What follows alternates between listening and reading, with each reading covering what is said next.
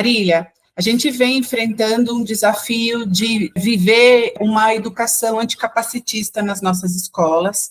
Esse é um desafio complexo para você sustentar uma prática consistente. Eu queria que você pudesse comentar como a trilha proposta pelo Centro de Formação vem ajudar as escolas, os professores, os profissionais envolvidos nesse desafio. Bom, Fernanda, o maior desafio que a gente tem em relação a uma educação anticapacitista é a formação das equipes. Sim. E das equipes no sentido bem amplo, não só a equipe pedagógica, a equipe docente, mas a equipe também administrativa, toda a equipe que compõe a escola, desde a portaria, tutores, monitores, enfim, daí acho que cada escola tem uma nomenclatura para os seus colaboradores, mas envolve toda a equipe.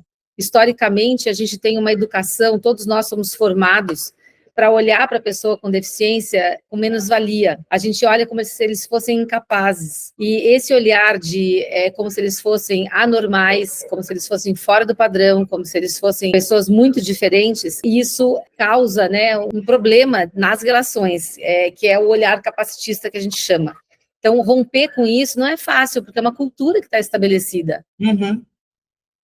Então, eu acho que a trilha, ela tem uma contribuição muito grande no sentido de desconstruir algumas ideias que são muito frequentes nas escolas. Uma delas é que o grupo heterogêneo é um problema, né? Isso é algo que nas salas de professores normalmente a gente vê muito esse tipo de comentário. E não existe homogeneidade, né? A heterogeneidade ela é boa e saudável. Então, esse eu acho que é uma ideia que a gente precisa desconstruir. Acho que uma outra ideia que precisa ser desconstruída é que basta saber sobre didática para fazer um bom planejamento de uma aula.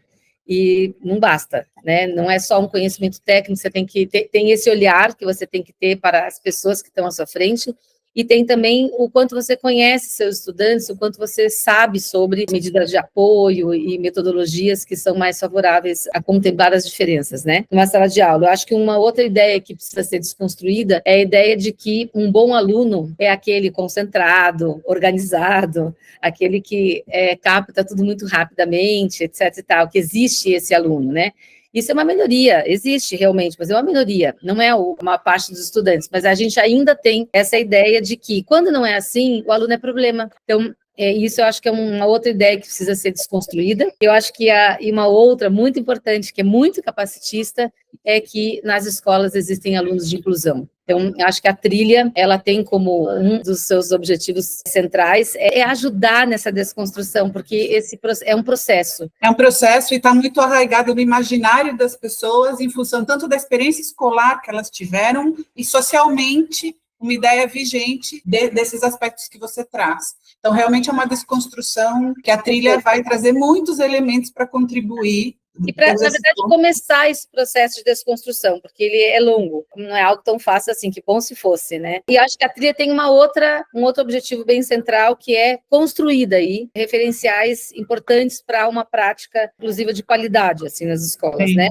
Então, a gente vai abordar na trilha contribuições teóricas importantes sobre desenho universal na aprendizagem, sobre medidas de apoio, sobre adaptações curriculares, que são algumas coisas específicas, são contribuições importantes, e daí a ideia é desconstruir por um lado e construir por outro. Então, acho que a trilha é isso, são 5 módulos, a gente tem aí 5 meses de trabalho, cada módulo é 1 mês de trabalho, com encontros, né, de 2 horas às quintas-feiras. Com isso, a gente acha que a gente consegue um bom resultado no sentido de, pelo menos, desencadear esse processo de desconstrução e construção. E, Marília, como abordagem nos encontros, haverá espaços para discussão de questões, porque muitas vezes os professores procuram as trilhas também angustiados, também querendo um espaço para poder trazer os alunos reais que eles estão vivendo, os desafios. Eu queria que você pudesse falar um pouco sobre isso. Então, ótimo você ter falado sobre isso, porque a ideia é que mesmo quando a gente aborda os 2 primeiros módulos, eles são mais conceituais, tem mais a ver com essa desconstrução, né, de algumas ideias,